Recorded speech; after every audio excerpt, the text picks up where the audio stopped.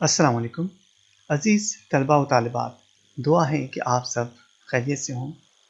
میں ہوں پروفیسر محمد رئیس بابو علی، اور آج کے اس ویڈیو لیکچر میں ہم مولوی عبدالحق کے لکھے ہوئے خاکے جو انہوں نے مولانا حسرت موہانی کا لکھا ہے اس کا ہم جائزہ لیں گے، اس کی اہم سیکیوز کا مطالعہ کریں گے۔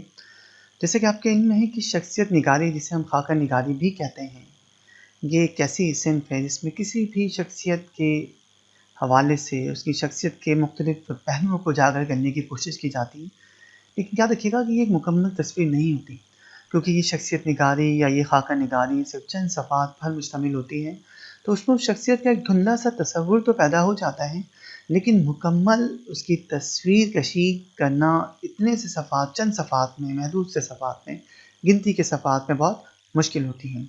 تو بہرحال بہت خوبصورت یہ خاکہ لکھا ہے مولوی عبدالحق نے مولانا حسرت موہانی کا، اور کسی حد تک ایک خاکہ، ایک چلتی پھرتی تصویر ہماری نظروں کے سامنے ضرور آ جاتی ہے۔ مولوی عبدالحق جنہیں بابا اردو بھی کہا جاتا ہے، ایک ایسی شخصیت تھی کہ جن کی اردو کی خدمات حقیقتاً بعض لوگ، اللہ تعالیٰ نے انہیں انجمن بنایا ہوتا ہے، یعنی وہ کام جو بعض ادارے کرتے ہیں درجنوں افراد پر مشتمل، وہ کچھ افراد تنہا بھی کر ڈالتے ہیں، اور مولوی عبدالحق ایک ایسی شخصیت ہے۔ اردو کی خدمت کی بات ہو، نئے ادارے قائم کرنے کی بات ہو، مختلف مسودات کی تدوین کرنے کی بات ہو، قواعد لکھنے کی بات ہو، خاکہ نگاری کی بات ہو، اور اردو کے بے شمار پہلوؤں کے حوالے سے خدمات کی بات ہو، تو یقیناً مولوی عبدالحق کی شخصیت بہت نمایاں نظر آتی ہے۔ تو چلیے ہم جائزہ لیتے ہیں اس کی اہم MCQs کا۔ لیکن پہلی MCQ ہے کہ انہیں بابائے اردو کہا جاتا ہے۔ مولانا حسرت موہانی، مولوی عبدالحق، مولانا ظفر علی خان، علامہ اقبال۔ صحیح جواب ہے مولوی عبدالحق۔ سبق مولانا حسرت موہانی ادب کی اس صنف سے تعلق رکھتا ہے۔ رپورٹاج، سفرنامہ، آپ بیتی، شخصیت نگاری یا خاکہ نگاری۔ تو صحیح جواب ہے اس کا شخصیت نگاری یا خاکہ نگاری۔ سبق مولانا حسرت موہانی اس کتاب سے ماخوذ ہے۔ عہد ساز لوگ، گلدستہ احباب، چند ہم عصر، گنج ہائے گرامایا۔ تو صحیح جواب ہے چند ہم عصر سے اس خاکے کو لیا گیا ہے۔ کتاب چند ہم عصر مشتمل ہے افسانوں پر، سفرناموں پر، خاکوں پر، تنقیدی مضامین پر۔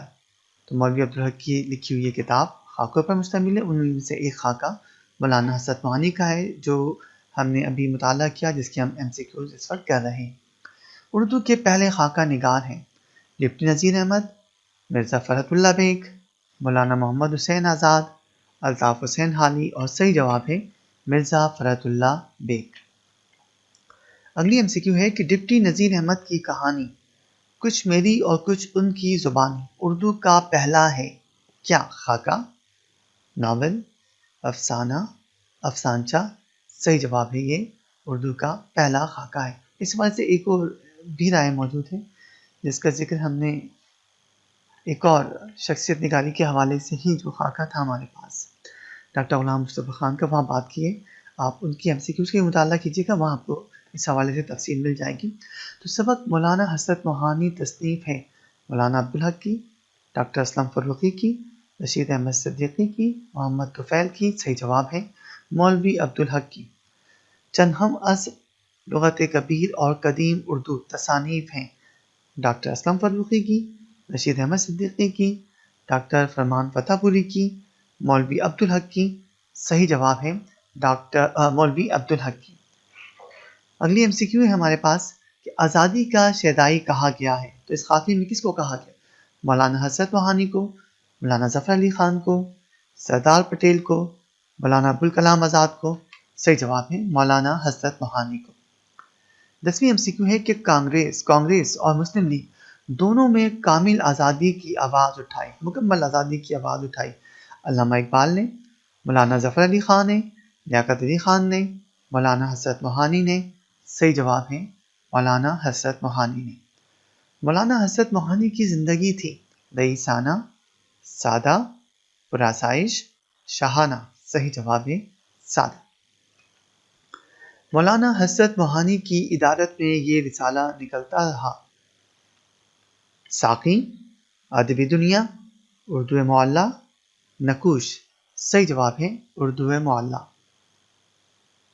اس رسالے نے ادبی ذوق کے پھیلانے میں بڑا کام کیا. ساقی، ادبی دنیا، اردو معلیٰ، نقوش. صحیح جواب ہے اردو معلیٰ. مولانا ابوالکلام آزاد اور مولانا ظفر علی خان ادیب ہونے کے ساتھ ساتھ تھے سیاستدان، سرکاری ملازم، صنعت کار، زمیندار. صحیح جواب ہے سیاستدان. مولانا حسرت موہانی شعر کے سوا ہر چیز میں، خواہ وہ زندگی کی سادگی ہو یا سیاست، تھے. ان کی شخصیت کیا تھی؟ شعر و شاعری کے حوالے سے تو ان کی طبیعت بڑی سادہ تھی، بڑے سادہ انداز سے اپنے خیالات کا اظہار کرتے تھے. لیکن اس کے علاوہ زندگی کے جو دوسرے معاملات تھے اس میں بڑے انتہا پسند تھے. بالکل ان کی جو پوزیشن ہوتی تھی یا تو بالکل انتہا پر ہوتی تھی. تو ان کی شخصیت کا یہ پہلو کیا تھا؟ معتدل مزاج تھے، انتہا پسند تھے، لا تعلق تھے، منہمک تھے. صحیح جواب ہے انتہا پسند تھے. اگر کوئی اچھا لگتا ہے تو بہت اچھا لگتا ہے، برا لگتا ہے تو بہت برا. کسی چیز کی حمایت کرنی ہے تو انتہا درجے کی کرنی ہے، اور اگر مخالفت کرنی ہے تو وہ بھی آخری حد تک جا کے کرنی ہے. یہ شخصیت کا حصہ تھا مولانا حسرت موہانی کے. اردو معلیٰ سے مضامین نکلتے تھے. کس طرح کے مضامین شائع ہوتے تھے اس میں؟ ادبی، مزاحیات، سیاسی، سنجیدہ. صحیح جواب ہے ادبی.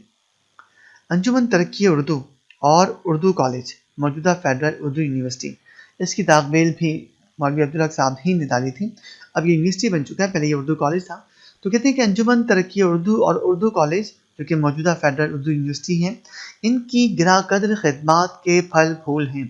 مولوی عبدالحق، ڈاکٹر اسلم فروخی، رشید احمد صدیقی، محمد طفیل. صحیح جواب ہے مولوی عبدالحق. سردار پٹیل گھبراتے تھے. مولانا ابوالکلام آزاد سے، مولوی عبدالحق سے، مولانا ظفر علی خان سے، مولانا حسرت موہانی سے. صحیح جواب ہے مولانا حسرت موہانی سے. مولوی عبدالحق نے حسرت موہانی کو علمی ذخیرہ محفوظ کرنے کا مشورہ دیا تھا کہ علمی ذخیرہ انجمن ترقی اردو کو مل جائے، انہیں اپنے علمی ذخیرے کی تباہی پر افسوس نہ ہو. انجمن سے قیمت وصول نہیں کرنا چاہتے تھے. اردو زبان کا ذخیرہ محفوظ ہو جائے. صحیح جواب ہے اردو زبان کا ذخیرہ محفوظ ہو جائے. مولوی عبدالحق نے مولانا حسرت موہانی سے اپنی قیمتی کتابیں اور مخطوطات عطیہ کرنے کی درخواست کی تھی. انجمن ترقی اردو کو، علی گڑھ یونیورسٹی کو، اردو کالج کو، جامعہ کراچی کو. صحیح جواب ہے انجمن ترقی اردو کو.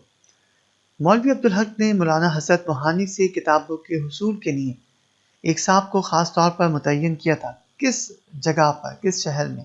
کانپور میں، آگرہ میں، دہلی میں، کلکتہ میں. صحیح جواب ہے کانپور میں. اس سبق میں مولانا حسرت موہانی کے اس شہر میں آنے کا ذکر ہے. لاہور، کوئٹہ، پشاور، کراچی. صحیح جواب ہے کراچی. آخری MCQ ہے کہ مولوی عبدالحق کو مولانا حسرت موہانی کی وفات پر اس بات کا زیادہ افسوس تھا کہ رسالہ اردو معلیٰ کی ادارت اب کون کرے گا؟ اردو شاعری کو اب کون بلند کرے گا؟